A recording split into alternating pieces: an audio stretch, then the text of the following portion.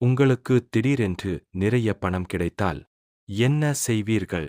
ஒரு சிறிய கிராமத்தில் மிகவும் ஏழையாக இருந்தாலும் நேர்மையாக வாழ்ந்த ஒரு வயதான மனிதர் இருந்தார். பல நாட்களாக சரியாக சாப்பிடக்கூட கிடைக்காமல் மிகவும் கஷ்டப்பட்டு வாழ்ந்தார். ஒரு நாள் வழியில் சென்றபோது நிறைய பணம் இருந்த ஒரு பையை அவர் கண்டார். இந்த பணத்தை வைத்துக்கொண்டால் என் வாழ்க்கை மாறிவிடும். ஆனால் இது என்னுடையது இல்லை என்று மனசு போராடியது. கஷ்டம் இருந்தாலும் அவர் ஒரு முடிவு எடுத்தார். நேர்மையை விடக்கூடாது என்று. அந்த பையை இழந்த மனிதர் அதைத் தேடி கவலையுடன் அலைந்தார். அந்த வயதான மனிதர் பையை நேர்மையாக அவரிடம் கொடுத்தார்.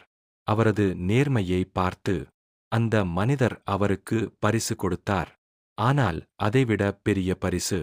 மக்கள் மதிப்பு. நேர்மை உடனே பலன் தராது. ஆனால் அது வாழ்க்கையை உயர்த்தும். நேர்மைதான் சிறந்த கொள்கை.